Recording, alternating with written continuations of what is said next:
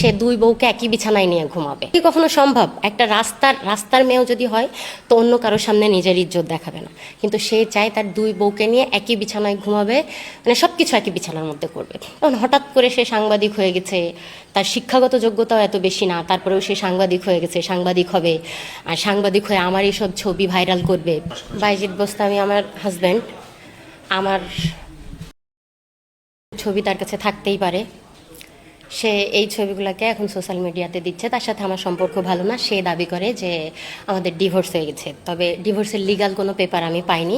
Photocopy আমাকে দিছে, সেগুলোও হচ্ছে লোক মারফত, এলাকার লোক মারফত। তা আমি এটাকে ডিভোর্সের কাগজ বলে মনে করি না। এই ডিভোর্স দেওয়ার পরেও সে আমাকে তার বাড়িতে নিয়ে গেছে। তারপরে যে আমি 3 মাস তার ফ্যামিলির সাথেই থেকে আসছি, মানে তার বড় ভাই, তার ছোট ভাই, তার মা, সবার সাথে একসাথে থেকে আসছি আমি। এলাকায় খোঁজ নিলেই আপনারা জানতে পারবেন।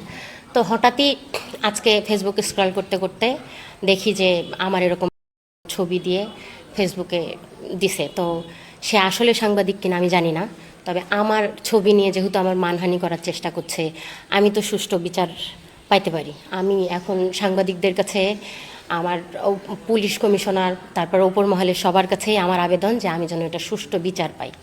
এই যে মাঝে মাঝে ফেসবুকে দেয়, দিয়ে আমাকে মানে এরকম হয়রানির শিকার করায়। আমি এর আগেও 2-3 বার দিছে, আমি মনে করছি যে ঠিক আছে, ও মানুষ নিজে থেকে ডিলিট করে দিবে, ডিলিট করে দিছে। আমাকে ডিভোর্স দেওয়ার কথা বলার পরেও আমাকে তার সংসারে নিয়ে গেছে। সব মিলায়ে আমি আসলে চাইছিলাম যে একটা মেয়ে কি চাই, সে স্বামী সংসার করতে চাই, যতই খারাপ হোক। তো আমি সব কিছু মিলাই অ্যাডজাস্ট করে সংসার করতে চাইছিলাম। কিন্তু লাস্ট 9 মাস 10 মাস হচ্ছে আমি একেবারেই তার ওইখান থেকে চলে আসছি যে আমি আর তার সাথে কোনো রকম কোনো সংসার করব না। এখন হঠাৎ করে সে সাংবাদিক হয়ে গেছে, তার শিক্ষাগত যোগ্যতাও এত বেশি না, তারপরেও সে সাংবাদিক হয়ে গেছে, সাংবাদিক হবে, আর সাংবাদিক হয়ে আমার এইসব ছবি ভাইরাল করবে।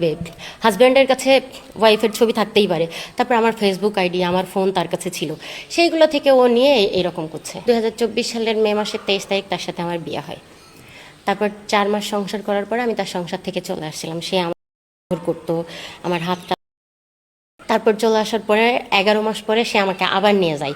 প্রথমবার সে আমাকে আলাদা বাসায় রেখেছিল, পরে সে তার বাবা, তার তো বাবা নাই, তার মা ভাই যে বাসায় থাকে সেই বাসায় রেখেছিল, সেই বাসায় ছিলাম। তারপর তার আরেকটা বউ আছে, সেই বউ ছিল না। সেই বউ যখন বাড়িতে আসার পরে আমরা দুইজন একই বাড়িতে ছিলাম প্রায় 15 দিন মতো। তারপর তার দাবি হলো যে সে দুই বউকে একই বিছানায় নিয়ে ঘুমাবে।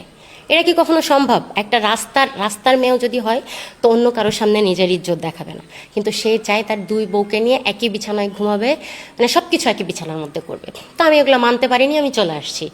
তারপরে কোনো ঝামেলা নাই, এদিকে আবার 9 মাস মতো হয়ে যাচ্ছে, হঠাৎ করে সে এগুলো আবার শুরু করেছে।